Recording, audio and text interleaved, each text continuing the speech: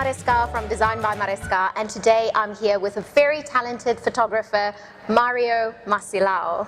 Hi Mario, welcome to the channel. Hi, thanks for inviting. You're most welcome. Mario, would you mind telling our audience a little bit about what it is that you do and who you are? My name is Mário Macilau. I'm from Mozambique, and then I am a multi-disciplinary artist, focus mainly on photography, but sometimes I also work with paintings and video, writings, and the sound installations also. So my work as a photographer, it's more focused on the living, the environment, and the working condition involved with the passage of time. Oh, awesome. So not just a photographer, you do a lot of different stuff that our audience can have a look out for as well? Yes, exactly. So I do different stuff, but a few years I had to take like one part, which was a photography, because sometimes it might be very complicated to just do many things at times. So, and the reason I'm more focused on photography is because it's one of the medium that I identify myself a lot with. I'm very happy with it, and then also it's one of the medium that I do because I like to share with other people also. So on painting, there's a lot of complications, the logistic, the production, and so yeah. Awesome. So how did your journey with photography start? Well, my photography journey started with I would say with the beginning of my life, because when I was a child, I get involved with the photography just like in an automatic way. So I just liked photography, and then I started to practice, But it was a period that Mozambique was into the process of peace, So meaning that after the war, after the civil war, men missionaries in Mozambique, people coming from outside, they just had their mission accomplished, and they had to return back home. I think as a normal process, like most of these people, when they leave, they cannot take all of their stuff. So, and then they want to leave something as a memory for the people who used to work for them in their house, the security, And then so that was the moment where photography invited the space in Mozambique.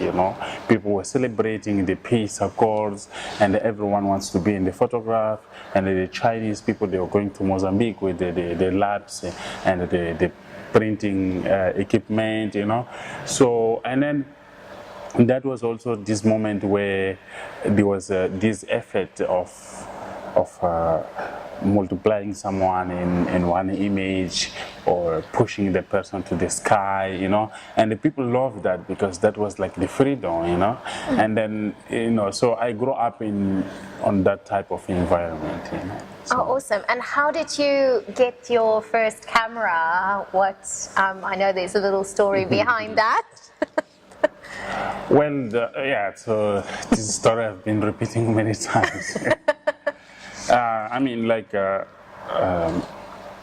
As I said, it was we were on that moment of the peace, So, and then there was many things coming in the country, like mobile phones, and my mother got her mobile phone, but she could not use the phone. And then I'm the only man in the family, you know, so I had to take care of everything.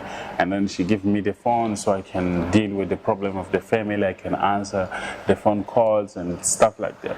And then, as I told you, so there was this guy that he got his camera from the missionaries where he used to work, and he didn't know what to do with the camera, but at the same time, he knew that I was involved somehow in photography, and he came to me to make a proposition to sell the camera, but I didn't have money to pay for the camera. So, I mean, and then I told him I don't have money, and then he left. And then I had to think like many times, and then after I called him, and then we had a treat with the phone, so he gave me the camera. You know, so. Wow. Yeah, and then when I get back home, I had to tell my mom that I was assaulted, you know, so yeah. When I look at your photographs, I feel they are very powerful and that each one tells a story. Why was it important for you to capture each of these people? Well, as I said before, so my work is it's very thematic, and then it's also based on research. Okay. So it's based on research in a way that I can guide myself into my project, into the subject that I want to focus on. And then, so when I work in the project, it takes time, it takes years, and I'm looking for, how do you call it? I'm looking for a project that also can challenge myself, and also they can challenge the project itself. So I focus on people because first I am human, okay? And the second thing is that I am a part also of the same environment. So I grow up in this type of situation. And then it has to do also with the beginning of my career as a photographer. I was the witness of these changes. I saw many people celebrating. I saw the resistance of culture. I saw many things, you know, like different type of subjects that I think these subjects, they're very important for us as a human, for us as a society, you know. So, and then for me, it's very important also to show the other people. It's also important to share this situation. And then many people on my project, they're part of this society, they're part of a certain identity that has been hidden. They're part of, you know, the certain situation that most of people, they don't know about it. Or they know about this situation, those situations, but people, they can perceive in different ways. So the importance of photography is also to reveal. It's also a way of cultural resistance. It's also a way of bringing those realities, but with the light, with the poetry, with the dignity behind each image. Awesome. And you mainly capture your photographs in black and white. Yes. What is the reason behind that? Well, the reason behind that is it has to do with the passage of time and then the changes in photography. I start my career as a black and white photographer, and then when I start to photograph, for me it was not a profession. It was not to get money. I just started because I was doing something that I love. I was doing something that I like, you know. And then I used to work in different things to feed my career. You know, I was a security, I was a public transportation driver, you know, I was 3 children, so I did many things. So when I get involved into photography, like as a profession, I move it a little bit out from the traditional way, from the black and white to color. And the reason I move it is because I want to make money to be able to buy my equipment, you know. And then I work with a lot of musicians, I work with magazines, I did so many things, but even that I was still doing my project. And then I just realized that when I work when I work with a color photograph, there was a different type of reaction. Okay, people always look at my photograph, but the first comment is to do with the color, how beautiful my colors are, you know. And then the second is that if you work with black and white photograph, you won't get any commercial job. That's true. You know?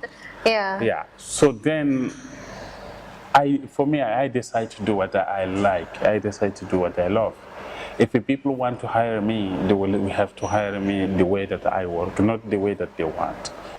So today we are here at the Akka Project in Dubai, and you have a wonderful exhibition. Would you mind telling us a little bit about the exhibition? Well, the exhibition, it's a mix of different type of projects, and has nothing very different from what I've already explained in the nature of my work and why I'm doing photography. So there's about how many works? About 10 photographs printed in big size. So some of the projects, some of the works, they are from different type of project, as I said, and like the out of town, you know. Out of town is a project that I did in different countries in Africa. I did in Burundi, I did in Kenya, I did in Mozambique, and it's a project that was mainly focused on people who living out of the city, and then looking at the aspect of human life, how they live, and how that the capitalism affect their lives, you know. Okay. So, but I was mainly focused on also on the portraits, lifestyle, but highlighting the cultural resistance. Yeah. Okay, and you also have a book with your photographs that's also here. Yes. How did that book come about? Some really awesome photographs in there. Well, the book came from the idea of bringing something back to Mozambique, but also in a way of representing my country in well, you know. So exhibition, it's not always enough. Yeah. You know. And the second, producing exhibition has its own cost. It's very expensive, and then also hardly I do so much exhibition in Mozambique, you know. But I try my best to do like one exhibition every year in Mozambique. So I want to do a book with the same quality of what I've seen for another photographer outside. Okay. You know, in Mozambique, it's very difficult for photographers to do a book. So many photographers, they don't have, you know, yeah. So when I started the idea, I didn't know how much it could cost, you know. So, and then I started with this dream of doing my first book like well presented, and also because it was a way to share the book with many young photographers, many young people in Mozambique that they cannot afford a print, that they cannot, you know, that they cannot go for an exhibition and stuff like that. So I decided to do this book, and then everything was covered by myself. And then the first quotation that I had was like about 3,000 euros to do the book. And then I said that, okay, I'm gonna do it. And it took me like about 4 years to pay. And then when I finished, I changed the size of the book, and the price went up. Oh. You know, and when it went up, I was getting disappointed. But every time, even when I finished to pay the money, the price was going up. You know, and the reason it was going up is because I was coming with a new idea every time. You know. Wow. Until it went to 25,000 euros. You know? Wow. Yeah. And how many books did you print? Is there like a limited edition, or you'll print more when those are sold? I think it was like about 2,000 copies. Okay. And there was also limited edition of 50, which it helps me also to cover the expense Awesome. of the book. So how do you then find the theme for the photographs you take, or do they find you? Well, the themes comes from the experience of life. Okay. You know? I never planned anything. I just live like normal, and if there's something that calls my attention, I start to research about it. You know, and then I research. It takes time until it works. You know. So, Yeah. Okay, so you're almost every day you go out and take photographs, or when do you take photos? No, it's not like that. So it's not like that, and then hardly you will see me with a camera. Really? Yeah. So, wow. because it's not like I wake up in the morning and I just go in the street looking for teams, or I just take my camera because I have to take photos there, you know. It just happened like that, you know. I just live the life as a normal person, like normal. I just go out, I hang out with my friends, you know, I go for drinks, you know, I see my family, I go shopping and stuff like that. And then teams, you know, they just come. And once they come, you start to want to know more about it, you know. Wow. And then, you know, in a certain moment, you cannot even explain how it works. You feel that it will work, and sometimes you feel that it won't work. Yeah. You know, so you can't force it. It just comes. It just comes. Yeah. Awesome. And you are an activist for Walking Together as well. Would you mind explaining a little bit about that organization or movement? Well, I only call it as an organization, but it's more like a personal initiative, you know. Okay. And then it's a personal initiative that it acts in many ways. Okay, so I try my best as I can to help people that are coming from the same situation as I. People with no condition for education. People with no condition, no possibilities to know their rights, you know. And then what I do, I try to give them like possibilities according to my condition too, you know. So like young children's, you know, mostly girls, you know. I try to help them with school fees, you know, material for school and stuff like that. So as I said, it's not like really like a big organization. It's more like an initiative. Yeah. And when I can, so. So, Mario, your work has been exhibited in many galleries, in many countries, and you've also won a lot of awards. And there's also a documentary about you. Was there a specific moment in your career thus far where you went, like, you know, your work started selling, and at that point you realized that, you know, this is actually like, you know, something that, a passion that came through, and now it's your career, and that you've actually made it, and that people appreciate your work the same way that they would appreciate, you know, a lot of other top people around the world? I think it's a little bit complicated question, but easy, because as I said before, my career as a photographer, it started in a natural way, you know. It didn't start with an idea of taking it as a profession, or taking photography as a way to make money, you know.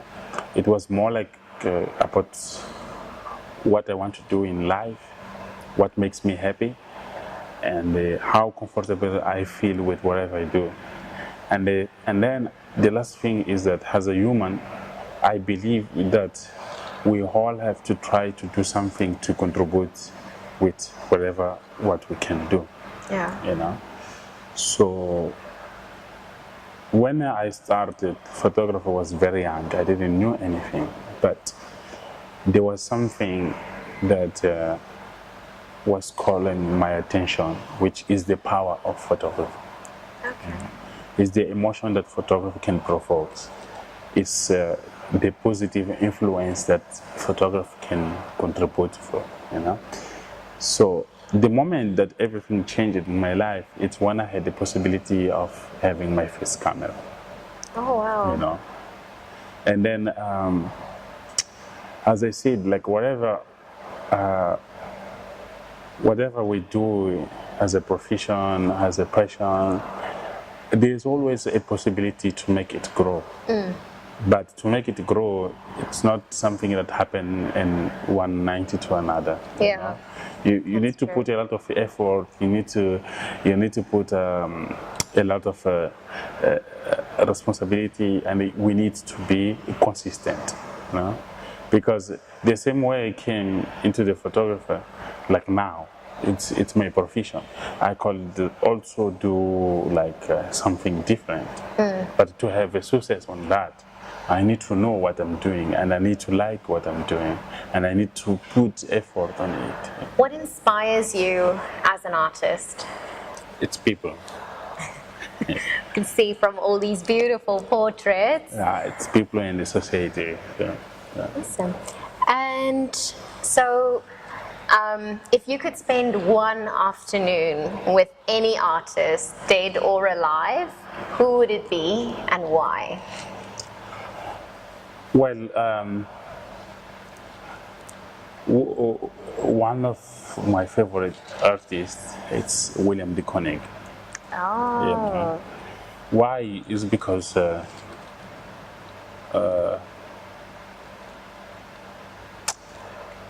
I feel that there's a similarities on his life and my life, you know, and then also he was a very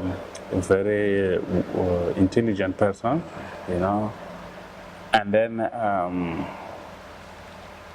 his career was more like natural, you know. Okay. Yeah, like Awesome.